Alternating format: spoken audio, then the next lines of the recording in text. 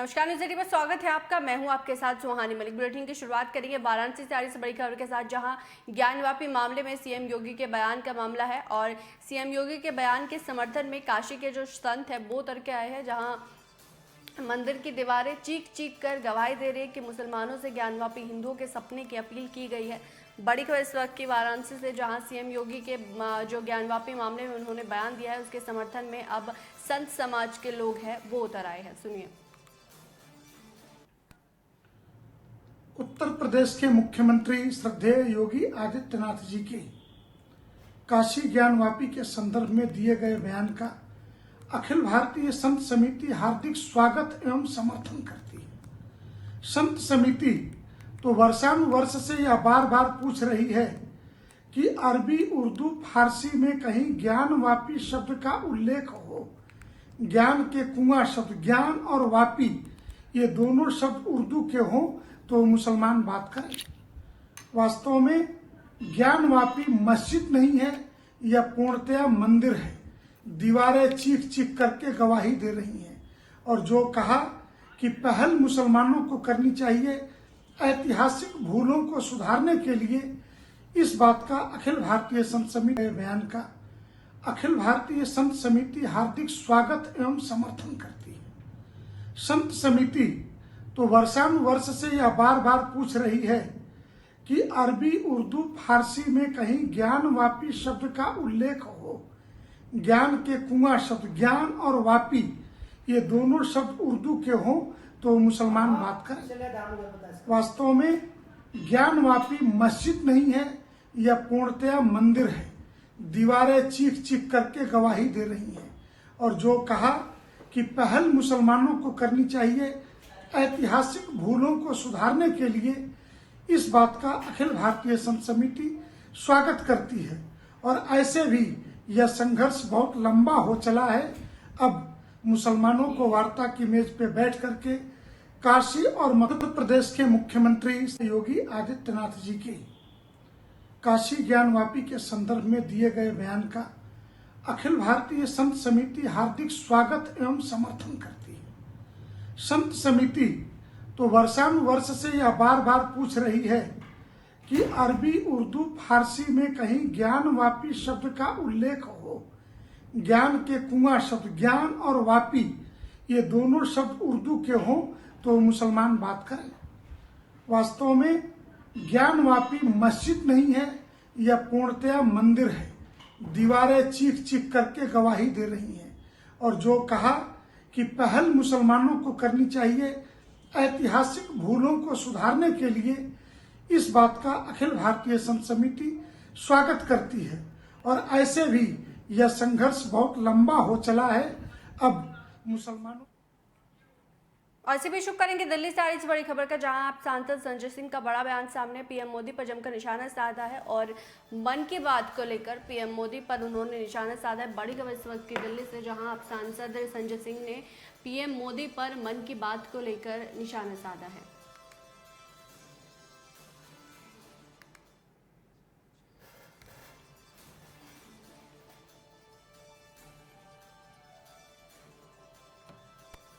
ऐसा है कि मैं बार बार इस बात को कह रहा हूं कि प्रधानमंत्री हमारे बहुत ज्ञानी हैं, इसरो के वैज्ञानिक भी हैं, रेलवे के इंजीनियर भी हैं, अच्छे डॉक्टर भी हैं, राफेल की डील भी कर लेते हैं, विदेश मंत्रालय के सब्जेक्ट पे भी बोलते हैं। तो हर प्रकार का उनको ज्ञान है। नाली के गैस से चाय भी वो बना सकते हैं। लेकिन जब देश का एक हिस्सा जल रहा है उस वक्त वो मन की बात करते हैं, मणिपुर की बात नहीं करते। मैं हाथ जोड़ के इस देश के लोगों से कहना चाहता हूं, भारत के प्रधानमंत्री से, चौकीदार से सवाल पूछिए। ऐसा नहीं हो सकता कि एक देश में एक हिस्सा जल रहा हो, महिलाओं के साथ बलात्कार हो रहा है, बच्चों का कत्लेआम हो रहा हो और देश का प्रधान सेवक, देश का रखवाला, देश का चौकीदार खामोश रहे।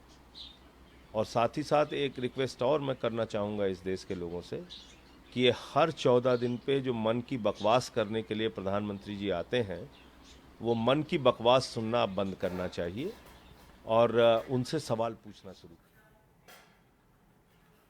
इसी बीच शुरू करेंगे बिजनौर से आ रही इस बड़ी खबर का, जहां भाक्यू अराजनीतिक का कलेक्ट्रेट में धरना प्रदर्शन देखने को मिला। आवारा पशु और गुलदार के आतंक को देखते हुए प्रदर्शन देखने को मिला है। बता दें, आवारा पशुओं और गुलदार के हमले से किसानों में आक्रोश है। किसानों ने कलेक्ट्रेट परिसर पर धरना प्रदर्शन किया। बड़ी खबर इस वक्त की बिजनौर से, जहां लगातार आवारा पशु और गुलदार के हमले से किसानों में आक्रोश है, जिसके वजह से भाक्यू अराजनीतिक ने कलेक्ट्रेट पहुंचकर धरना प्रदर्शन किया है।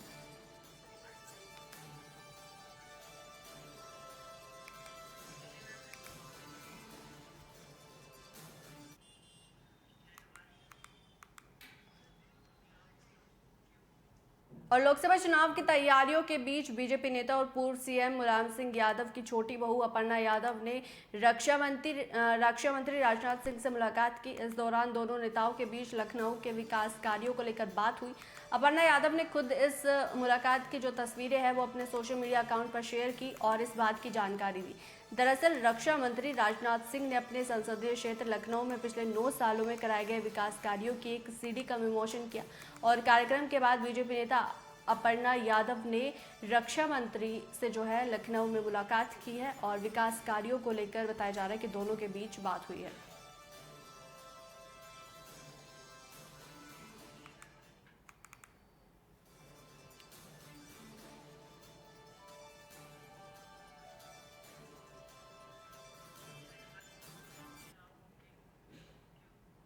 और बीजेपी यूपी में समाजवादी पार्टी को एक और बड़ा झटका देने वाली है। सूत्रों के अनुसार पूर्व विधायक राजू पाल की पत्नी और सपा विधायक पूजा पाल के जल्द ही बीजेपी में शामिल होने की खबरों के बीच सपा विधायक और पूर्व मंत्री इंद्रजीत सरोज की भी जल्द पार्टी छोड़ने की खबरें सामने आ रही है। बीजेपी के सूत्रों के मुताबिक जल्दी ही दोनों जो बीजेपी में शामिल होने का ऐलान कर सकते हैं और यूपी की विधानसभा सीट से सपा विधायक पूजा पाल 1-2 दिन में ही बीजेपी में शामिल हो सकती है। पूजा पाल दिव्यांगत बसपा विधायक राजू पाल की पत्नी है, जिनकी 2005 में मौत हो गई थी। अब जो पूजा पाल है वो बीजेपी ज्वाइन कर सकती है। बड़ी खबर इस वक्त की।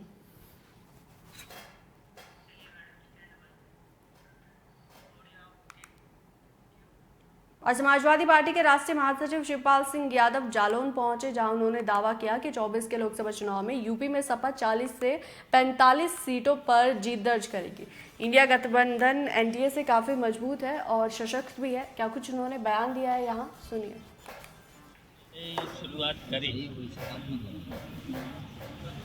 तो हमने देखा, सबसे पहले तो थाना देखा जो समाजवादी सरकार में मॉडल थाना बनाने का शुरुआत की थी। आज वो 7 साल हो गए,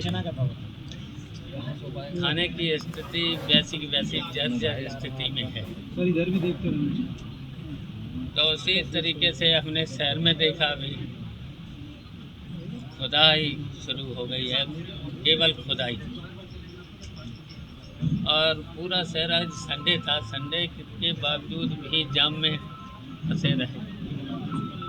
तो ये परेशानियां पूरे उत्तर प्रदेश में इस तरीके की हैं, विकास का काम कहीं हो नहीं रहा। और जितना भी समाजवादी सरकार ने शुरुआत करी थी, जैसे यहाँ मेडिकल कॉलेज भी है, मेडिकल कॉलेज की भी स्थिति आप देख रहे हो, थाने की देख रहे हो, अब शहर की भी देख रहे हो, खुदाई तोड़ फोड़। और देख लेना जो ये यहाँ पर जिस तरीके का घटिया काम हो रहा है, तो शहर में दिक्कतें और आएंगी, परेशानियां और आएंगी। अब पूरे प्रदेश में बिजली का संकट है, यहाँ भी संकट होगा, यहाँ भी बिजली का संकट होगा। अब इन्होंने 7 साल में पता कर लेना, बिजली कोई भी पैदा नहीं की है, बिल्कुल एक यूनिट भी बढ़ाई नहीं है, बिजली पैदा नहीं की है। तो ये सब संकट हैं। और महंगाई का देख ही रहे हो, महंगाई के साथ साथ भ्रष्टाचार। पहले तो महंगाई, फिर महंगाई के साथ साथ भ्रष्टाचार तो इतना बढ़ गया है, थानों में, तहसीलों में, सरकारी कार्यालय में, सभी सरकारी कार्यालय में बिना रिस्पेक्ट के कोई काम करा नहीं सकते। और पूरी तरह से देखिए पुलिस का तो इकबाल खो चुकी है। सरकार भी पूरी तरह से अपना इकबाल खो चुकी है, हर तरीके से, भ्रष्टाचार में, विकास में, परेशानियाँ।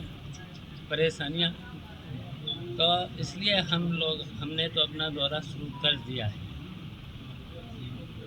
हर जिले में जाएंगे। जो आपने सवाल किया है 2024 का, अब 2024 का हम अपने संगठन को मजबूत करेंगे और संगठन को मजबूत करके इस भ्रष्ट सरकार, शायद अभी तक की सबसे भ्रष्ट सरकार है, अभी तक की।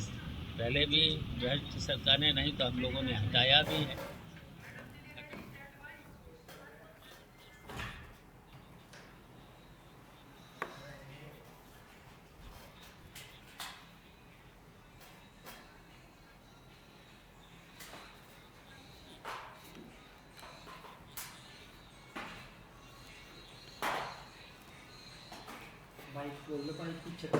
अरे ये भी डाल देना तो पता क्या।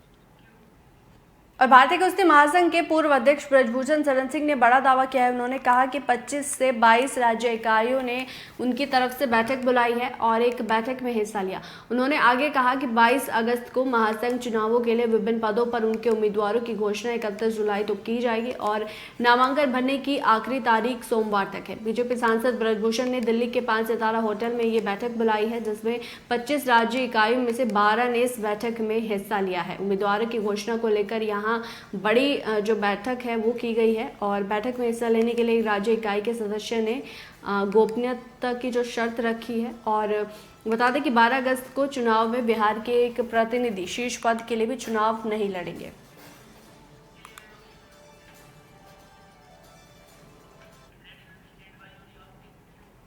और इसी बीच शुरू करेंगे लखनऊ से आ रही इस बड़ी खबर का, जहां बीजेपी प्रदेश अध्यक्ष भूपेंद्र चौधरी का बड़ा बयान सामने आया। स्वामी प्रसाद मौर्य के बयान पर उन्होंने पलटवार किया है और भूपेंद्र चौधरी का बयान सुन भड़क जाएंगे सपाई। बड़ी खबर इस वक्त की, जहां भूपेंद्र चौधरी ने स्वामी प्रसाद मौर्य के एक बयान पर पलटवार किया है। सुनिए। लाइमलाइट में आने के लिए अपनी भूमिका समाज में कुछ स्थापित करने के लिए इस प्रकार से बयानबाजी करते रहते हैं और उनके इस बयान को बहुत प्रदेश देश की जनता बहुत गंभीरता से लेती नहीं। सब जानते हैं जिस प्रकार से वो पिछले समय से बयानबाजी कर रहे हैं, उस बयानबाजी में कहीं ना कहीं समाजवादी पार्टी का जो मूल चरित्र है वो परिलक्षित होता है। और समाजवादी पार्टी अयोध्या में कार सेवकों का नरसंहार, बाद में मठ मंदिरों पर हमले, आतंकवादी हमले और उन हमलावरों के साथ खड़े रहना, ये समाजवादी पार्टी का हिंदू विरोधी चरित्र है। और इस चरित्र में बीच बीच में स्वामी प्रसाद जी के जो बयान वो आते हैं वो कहीं ना कहीं स्पष्टता के साथ झलकते हैं। लेकिन मैं एक बार आपके सामने फिर कहना चाहता हूं कि उत्तर प्रदेश की जनता इन सब विषयों को बहुत गंभीरता से लेती नहीं है और वो अपने इन बयानों से लाइमलाइट में रहना चाहते हैं, दिखना चाहते हैं इस तरह की बयानबाजी करके वो। लेकिन समाजवादी पार्टी कोई निश्चित रूप से अपना चरित्र, जो उनका बयानबाजी है उसके बारे में अपना मत उनका क्या है, ये स्पष्ट रूप से जनता को बताना चाहिए। करोड़ों हिंदुओं की आस्था का विषय है, उसके बाद भी लेकिन समाजवादी पार्टी के जो प्रदेश अध्यक्ष नरेश उत्तम पटेल वो भी उस बयान को सही ठहरा रहे हैं। उनका भी समाजवादी पार्टी हमेशा समाज में वैमनस्यता, टकराव, तनाव, जातिवाद और एक पूरे प्रदेश में भय का वातावरण उत्पन्न करके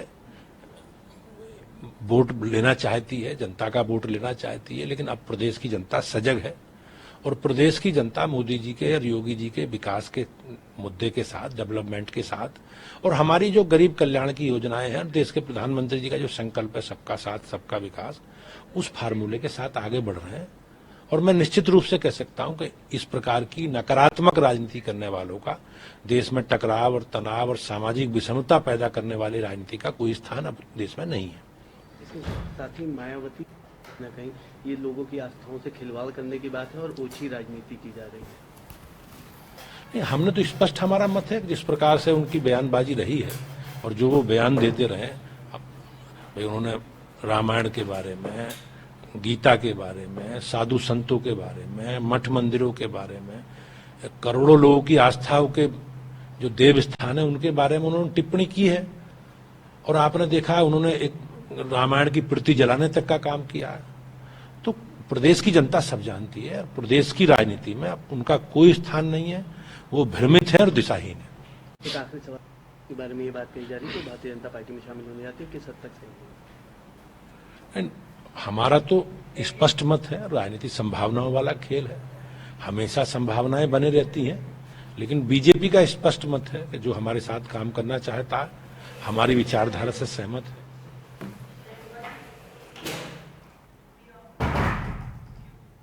और खबर मऊ से है, जहां मऊ जनपद में शहर के हिंदी भवन में सुहेलदेव स्वाभिमान पार्टी के द्वारा जिला कार्यकर्ता समीक्षा बैठक बुलाई गई। ये 4 अगस्त को होना था, लेकिन आपातकालीन बैठक बुलाई गई जो 2024 के चुनाव को देखते हुए बुलाई गई है। सुहेलदेव स्वाभिमान पार्टी के जिला अध्यक्ष ने मीडिया को बताया कि सुहेलदेव भारतीय समाज पार्टी की स्थापना 2002 में हुई थी, लेकिन आज श्रद्धांजलि सभा का आयोजन किया गया जिसमें 21 साल से राजभर समाज को ठगने का काम राजभर के द्वारा किया गया है। उन्होंने बीजेपी में ज्वाइन करने से जो है यहाँ लोग भड़के हैं, क्योंकि उनका कहना है कि राजभर बार बार कहते थे कि बीजेपी में देश के प्रधानमंत्री मोदी और प्रदेश के मुख्यमंत्री योगी से झूठा बड़ा कोई नहीं है, और अंत में वो वहीं चले गए। मैं अबू साले, क्या नाम है आपका? अबू साले नाम है, प्रदेश महासचिव सुहेलदेव स्वाभिमान पार्टी। काहे श्रद्धांजलि सभा रखे हैं? आज इस मऊ के धरती पर जिलाध्यक्ष माननीय रामजीत राजभर जी के सौजन्य से, चूँकि तमाम चीज़ों पर गुलामी छोड़ो समाज जोड़ो के नारे के साथ आए थे, शराबबंदी के नारे से आए थे, महिला का प्रसार 50% हक दिलाने के लिए आए थे। आज ओम प्रकाश राजभर, वो ओम प्रकाश राजभर हमारे बीच नहीं रहे। उनकी आत्मा की शांति के लिए उनको फूल माला से जो है उनके आत्मा के शांति के लिए स्वागत किया गया। किस तरह का कार्यक्रम है? आज जिले की समीक्षा बैठक जिला अध्यक्ष ने बुलाए थे, उसमें मैं मुख्य अतिथि बनकर आया था, राष्ट्रीय महासचिव मैं मनोज राजभर। और उसी क्रम में आज ओम प्रकाश राजभर जो हमेशा हर मंचों पर सालों साल बकबकाते थे, 17 के बाद जब भगे वहाँ से 18 में पार्टी चेंज किए, चले गए समाजवादी पार्टी में, सपा भी छोड़ दिए, फिर भाजपा में चले गए। जिस भारतीय जनता पार्टी को वह पानी पी पी कर गाली देते थे और कहते थे कि भाजपा एक डूबती हुई नैया है, उस नैया में छेद गया है, जो डूबे उस पर चढ़ेगा वो डूब कर मर जाएगा। तो इसका मतलब ओम प्रकाश राजभर जी 18 तारीख को गए, इसका मतलब वो डूब कर मर गए। तो राजभर समाज और सुहलदेव स्वाभिमानी पार्टी ने बनारस में श्राद्ध मनाई और यहाँ पर श्राद्ध के साथ साथ आज तेरही भी मनाई गई है और कुछ सभी कार्यकर्ताओं को भोजन की भी व्यवस्था है, पूड़ी है, चावल है, दाल है, सब्जी है, सारी व्यवस्था है। सभी कार्यकर्ता इनके अंतिम संस्कार का आज द इंड करेंगे, उसी समक्ष में यह दोनों कार्यक्रम आयोजित किया गया है। मंगरू चाचा और पलटू चाचा दुनिया जानते हैं कि ओम प्रकाश राजभर जी हैं। वो कब पलटी कहाँ मार जाएंगे। कभी नरेंद्र भाई मोदी देश के यशस्वी प्रधानमंत्री को कहते थे कि नदी में डुबो कर मारूंगा, गंगा जी में। मोदी को, अमित शाह जी को जब तक गुजरात भेज नहीं लूँगा, असल माँ बाप का औलाद नहीं, इसका मतलब नकली औलाद है, उसी में बाप बेटा चले गए। 17 में तो गए थे खड़े पाँव, कुछ नहीं समाज के लिए किए। इस बार तो देखिए, श्रद्धांजलि सभा हम लोग इसलिए कर रहे थे कि 27 अक्टूबर 2002 को बनारस के धरती सारनाथ में जो है सुहलदेव स्वाभिमान पार्टी का स्थापना हुआ। तब से हमारे सुहलदेव राजभर समाज के लोग हर गांव में जा के अलग जगाया करते थे कि देखो भाई, हमारा एक नेता आया है, उसके साथ हम लोग रहेंगे तो हक अधिकार राजभर समाज को मिलेगा। मरे मंगरू उर्फ पलटू चाचा जो है वे कई साल से जो है राजभर को ठगने का काम किया और राजभर समाज से चंदा चुटुक्की लेकर के झंडा ढुआ करके आज जो है ओम प्रकाश राजभर समाज को 50 फुट नीचे गिराने का काम किए हैं। इसलिए ये अपने बयानों में बोला करते थे कि भारतीय जनता पार्टी के जो है प्रधानमंत्री जो हैं, हमारे देश के प्रधानमंत्री मोदी जी और प्रदेश के मुख्यमंत्री योगी जी, इनसे बड़ा झूठा कोई प्रदेश में बोलने वाला नहीं है। और अंत दाव में ये कहा करते थे कि भारतीय जनता पार्टी की डूबती हुई नैया है। तो फिलहाल इस बुलेटिन में इतना ही। देश और दुनिया की बाकी तमाम खबरों के लिए बने रहे न्यूज़ 18 के साथ। मुझे दीजिए इजाजत। नमस्कार।